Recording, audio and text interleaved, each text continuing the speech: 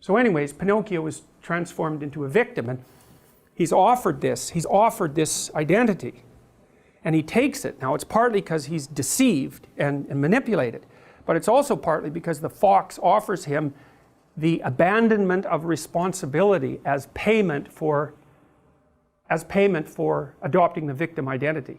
So this is where his own lack of morality, let's say, because this is all about Pinocchio's development as a character, plays a role in his demise. So if I'm a victim, then everyone else owes me something, and I don't have to take any responsibility. And so one of the things I've wondered, here's something to think about. It might be that the sense of meaning that life can provide to you is proportionate to the amount of responsibility you decide to take on. And that'd be very strange if it was the case, you know, because responsibility, of course, is a kind of weight, obviously, and it's difficult to take on responsibility. But if any positive emotion that you feel, and your control of anxiety, and the control over pain, is dependent on the activation of these systems that watch you move towards a desired goal, then the more complete and weighty the goal is, the more kick there's going to be in the observation that you're moving towards it. And you know, you kind of already know this, because you'll have observed in your own life that when you're engaged in something that you believe in, that the time passes properly. You know, you can see this even if maybe you're reading a paper and it's actually related in some intelligible manner to something that you want to learn. So even though it's difficult, you get engaged in it, you can remember it better, you can process it better, and you're not so likely to fall asleep, and you're not so likely to want to find distractions, all of that. You can get into it.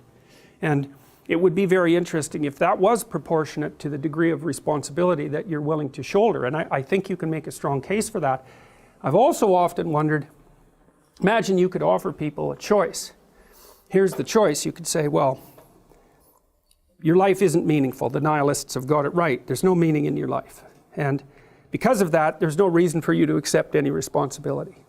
So you can live a responsibility-free life, and maybe one of impulsive pleasure-seeking, but a responsibility-free life, but the price you pay is that it doesn't get to be meaningful. Or you could say to someone, no, we're going to do the opposite. We're going to say, you can live a meaningful life, but it's only going to be as meaningful as the amount of responsibility that you're willing to bear. And then you might say, well, what would people choose? Because everybody also always makes noises about wanting to have a meaningful life. But if the price you pay for that is the adoption of responsibility, then it's not so obvious that people would choose meaning over, you know, over pointless pursuits, if the benefit they got for choosing the pointless pursuits was that they really didn't have to care about anything they ever did, right? There's no responsibility.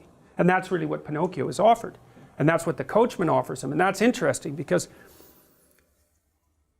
you know, so far it's been the fox and the cat, and they're kind of two-bit hoods. And so the pathological pathway that they offer Pinocchio is not the worst of the pathological pathways. But here, at least as far as the imagination, the collective imagination that created this movie is concerned, this is where you get to the most pathological form of, let's call it temptation. And that's the temptation to engage in, to abandon responsibility and to engage in impulsive pleasure-seeking, short-term pleasure-seeking. So here's the fox pretending to be a doctor, investigating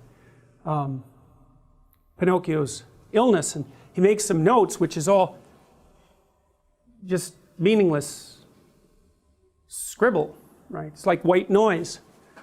And it doesn't matter that the arguments that he's making are completely incoherent, and it doesn't matter that he actually doesn't know anything. What he's selling is easy to buy, and so Pinocchio buys it. And by the end of the conversation with the fox, he's pretty convinced that he's useless and that he needs a vacation. You know, this is an Oedipal situation as well, which I touched on in the other lecture. I mean, let's imagine that you have a child that is a little on the neurotic side, so high negative emotion, and maybe one that's also a little bit on the sickly side, so has a variety of, let's say, relatively minor ailments, but ailments nonetheless.